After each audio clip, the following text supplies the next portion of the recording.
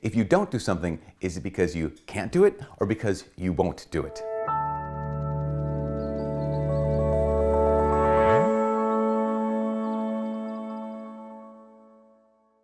Hi, my name is Father Mike Schmitz, and this is Ascension Presents. So back in the day, when I was in college, I took a guitar class, how to play guitar class, not how to make guitars. I was taught by this guy who was a professional guitarist. He actually was a studio musician down in the Twin Cities, and he was awesome. He was incredible. But one of the things, I was in a class, it wasn't just a one-on-one lesson.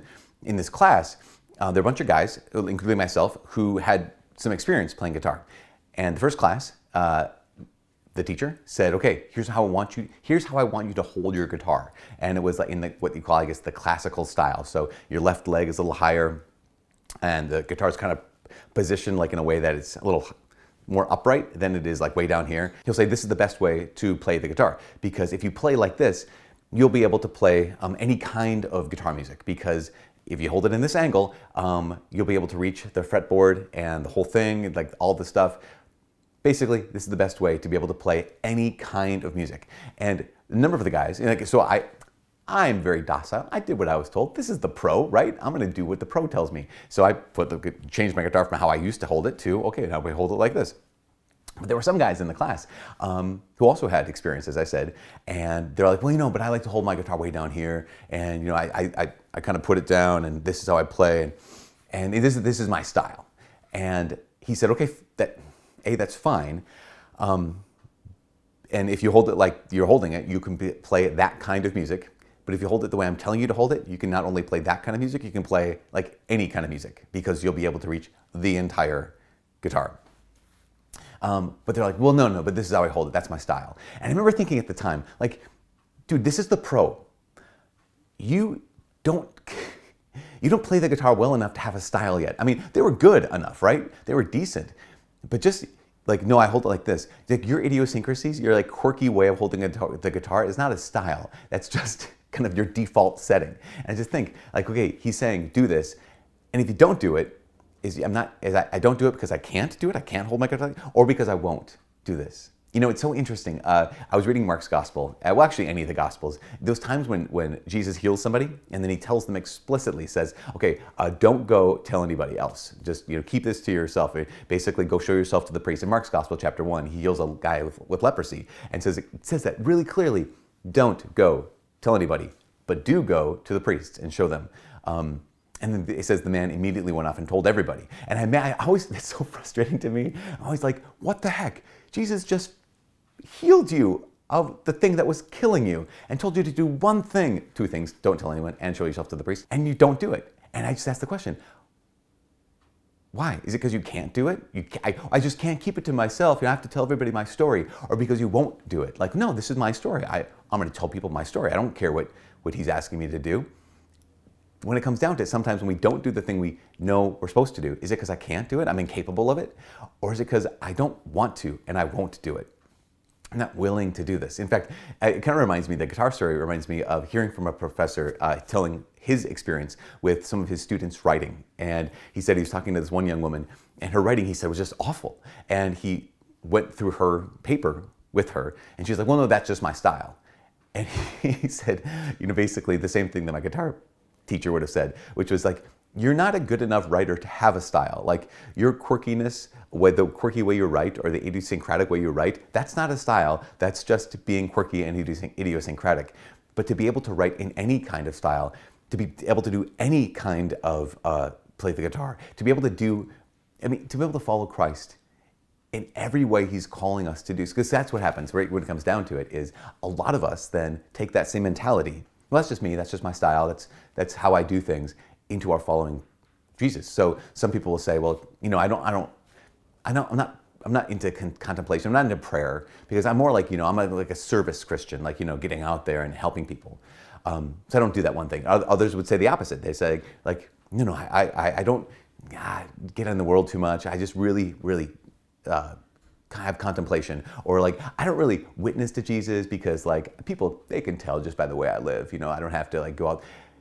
The reality, of course, is that's not your like style of Christianity. That's not like the professor had said, like the guitar guy could have said, like, No, you're not good enough to have a style. We are none of us are necessarily at a point where like our following Christ gets to be unique. Now, maybe you are. Maybe you're that advanced where your following Christ gets unique. And it's also always going to be yourself. And yes, you are a precious flower that is individual like a thumbprint. But when it comes down to it, the saints are so different. This is true. The saints are so different. I mean, they are absolutely, they're what you call unique. The saints are great examples of, wow, that particular style of following Christ, amazing. That particular way of being a witness to Jesus in the world, incredible and so different. The fruit, right? The fruit of their lives is unique. The fruit of their lives are distinct, but the soil is the same. The soil is the same. Like every saint starts out with the same soil, needing the same stuff. Every one of us needing prayer, and a certain kind of prayer, even needing to be exposed to a certain kind of prayer. Like some people would say, well, yeah, I'm not really liturgical. Like, yeah, but that's part of the soil. Like to have like liturgical worship is essential. It's part of the soil. Like, well, I'm not really charismatic and I don't really like praying in the Spirit. No, we need to pray in the Spirit because that's part of the soil. That's part of what we have. Like, I fear that right now I'm coming across as like the old man saying, get off my lawn. What's wrong with you people? And some of you might even be saying like, why is he so concerned about this? I think it's because I've talked to people who would say things like, well, I don't pray the rosary. Like, well, have you ever? Yeah, I tried. It's really boring. Like, oh, no. So then they go on to say like, yeah, so it's not part of my style of, Catholicism or whatever. Like, oh, this is the soil. This is like basic. And we have to actually master the basics before that fruit gets to be distinct. The fruit gets to be different. The fruit is the unique stuff of like, wow, that particular saint, she was called to do this. This other particular saint, he was called to do that. And the fruit is different, but the soil has to be the same. And the temptation, again, obviously you're going to be an individual and you're going to follow Christ in the only way that you can because he made you as you. But I would invite all of us to not short circuit the unique fruit that's going to be coming by exempting ourselves from being part of the soil that we all need to be in. Yeah, it might come down to the day where someone says something like, do you journal in prayer? Like, no, I don't. But question, do you know how? Oh, of course I know how. Yeah, I developed that. That's part of the soil. Or do you know Lectio Divina? Yeah, of course. I don't practice that now because I'm praying in a different way. But you know how to do it? Of course I do because I dive deep into that. That's part of the soil. Ignatian meditation. No, I don't do that. But I know how because it's part of the soil. That there's something about not making ourselves the exception of like, I have to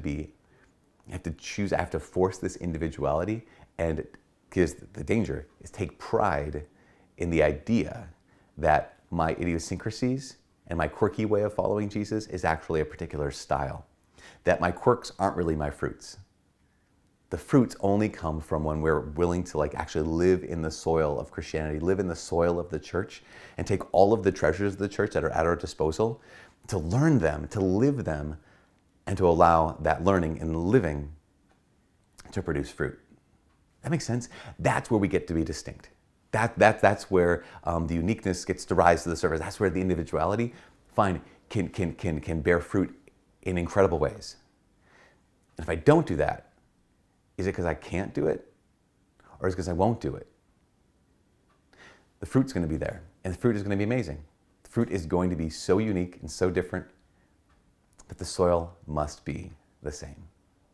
And if I can't don't live in the soil, is it because I can't? Because I won't. If I can't, the problem is I'm limited and I need to dive back in. If I won't, the problem is my pride. And I need to maybe take a little humble pie and dive back in. For all of us here at Ascension Presents, my name is Father Mike. God bless.